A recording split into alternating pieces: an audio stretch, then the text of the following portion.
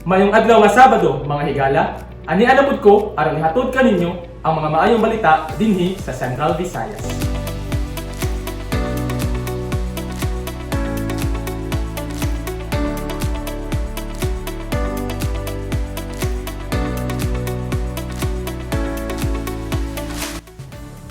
Atong tan-awon ang maayong balita dito sa Negros Oriental. Nigahin og 2.1 million pesos nga pondo ang kagamhanan sa Dumaguete City alang sa pag-apod-apod og masustansyang kalanon sa mga bata ug mga inahan. Subay sa Dietary Supplementation Program sa City Nutrition Council, hatagan og preskong gatas, init na pagkaon, mga vitamin-rich food sama sa Nutriban ug bitamina ang mga bata ug mga lactating mother sa kada barangay. Giaprobahan sab ni Mayor Felipe Remolyo ang pagpalit og karne, utanon, fortified rice porridge, fresh milk ug fortified and vitamin-rich food gikan sa Nutrition Center of the Philippines na maoy ihatag sa mga benepisyaryo sa maong programa. Mato ni City Nutrition Officer Delia Serion, moabot og 4 ka bulan ang SDP na naglangkob og mga complementary ug supplementary feeding programs. Ang mga barangay nutrition worker ang maoy mokuha sa mga pagkaon dito sa City Nutrition Office. Ang pagluto sa hot meals adto ipahigayon sa mga barangay health center. Human niini ihatod na ang mga pagkaon sa tagsa ka panimalay sa benepisyaryo sa SDP. Ang direktang paghatod sa masustansyang kalanon sa matag panimalay ang nakitang maayong estratehiya sa kagamhanan alang sa pagsugpo sa malnutrisyon. Gikan sa Dumaguete City, kini si Roy Lamotan sa PIA alang sa MBCV. Ug aniya usab ang maayong balita dito sa Bohol. Popular sa Kabisayan ang sinulog, ang atras abante patuliyok nga sayaw nga gisundog sa kinaiya sa mga sulog. Gipahinungod sa Santo Niño nga patron sa Sugbo, ang sinulog nahimo nga batasan nga sayaw sa mga katawhan nga sa Santo Niño sa ilang pag-ampo mipatyabaw. Apan dinhi sa Bohol adunay sayaw para sa Santo Niño nga halos matabunan na sa commercial nga sinulog nga mao nay gisayaw sa mga bag-ong urog. Sayaw nga ang tiil halos dili na mo gintang sa yuta, ang giok na tingali ang unang version sa moonwalk. Ang paggiok mao ang pagtunob sa inabis nga humay aron matangtang ang linsok. Sa mga lugar nga may humayan, ang hinapnig nga humay tunog-tunuban, samtang ang kamot giisa og ilayag, magkitew kaysa igtatagod magsabwag. Mamatikdan sa sayaw ang lihok sa pagtanom, pagkamot, pag-abis, pagpalid ug paglubok aron may makaon. Sayaw sa mga pagano alang sa mga anito, ang giok pasalamat usab sa naghumayan nga may maayog abot. Apan karon gihimo na atubangan sa Santos nga Niño. Kay sayaw nga kinaraan ug sayaw sa mga tambalan, sa baba ra gyud sa simbahan taman. Sa Cortes Bohol ang giok isayaw duyog sa basaw sa agong ug gimbaw.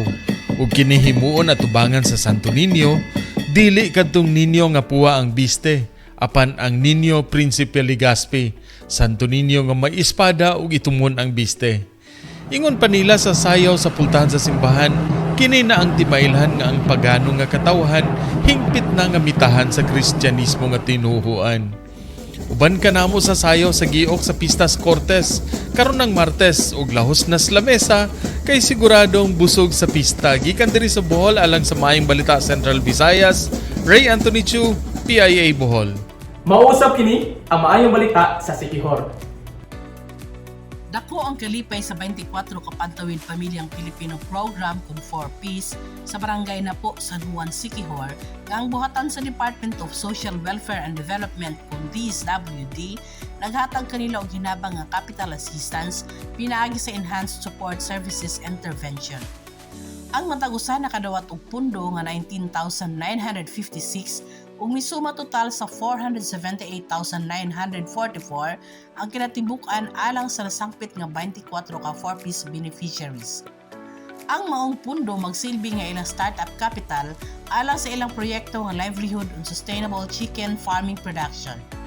Mapasigarbon usab ang grupo sa Napu Egg Production kasi sila mao ang labing unang grupo sa lalawigan sa Siquijor nga nakakuha og capital assistance gikan sa maong programa. Si Raquel Daria ang DSWD 7 Project Development Officer 3 Modified Conditional Cash Transfer Focal Person May pasabot og mihatag og pahimangno saon paglambo ang proyekto, ingon man ang mga panag-ingnan sa susamang mga proyekto nga milambo usab sa ubang mga dapit. Ang mga benepisyaryo nga gipanguluhan ni Eugene Cabisado, presidente sa maong grupo, nipadayag sa ilang pasalamat ug nang hinaot nga ang proyekto muuswag ug ang tanan magkugi aron kini magbalambuon. Nagpasalamat jud ko ani nga project nga nanay ni abot ni kining kwarta ug among mga kauban nga hinaot unta nga mo asin sa guni kay ako guning ayuhon pag ako may gikuha pagka presidente nila bisag gamay ra kog iniskwelahan.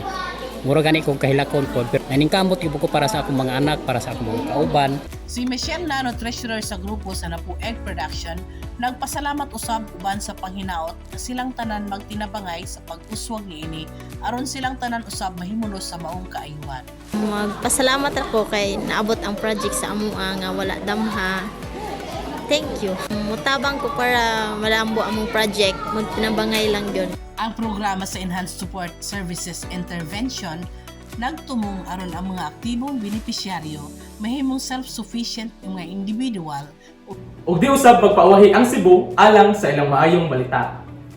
Gipangandaman na sa tibuok pwersa sa kapulisan sa Sugbo sa pagpangulo sa Police Regional Office 7 ang pagpahigayon sa Fiesta Senior ug Sinulog Festival karong tuiga.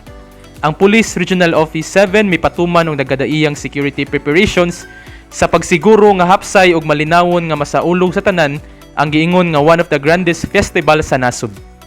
Matud sa PRO 7 anaa sa kinatibuk ang 20,000 ka mga security personnel ang ilang i-deploy aron nga mubantay sa seguridad sa pagpahigayon sa Fiesta Senior ug Sinulog related activities. Kini gisugdan sa pag-send off sa nagunang 5,000 ka mga security personnel nga gilangkuban usab sa PNP, PCG, AFP ug uban pang mga partner agencies. Ang mga security protocols nga ipatuman sa kapulisan naglakip sa pagbutang og mga police assistance desk, pag-check sa mga butang sa manambungay, strict border controls, checkpoints o pagbutang og elevated posts sa mga ruta nga agian sa mga kalihukan.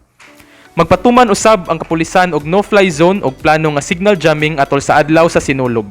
Samtang magpakatab usab og mga police personnel didto sa Devotees City aron masiguro ang seguridad sa mga devotees ug turista nga mamuyo sa maong pasilidad.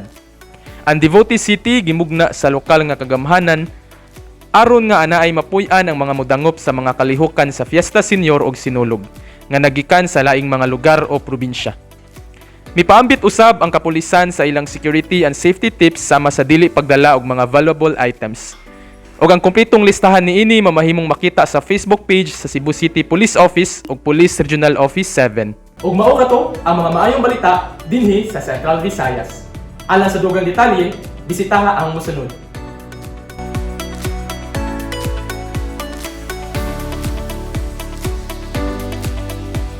Ako si Rob Cabardo, o mag-uban na punta sunod simana.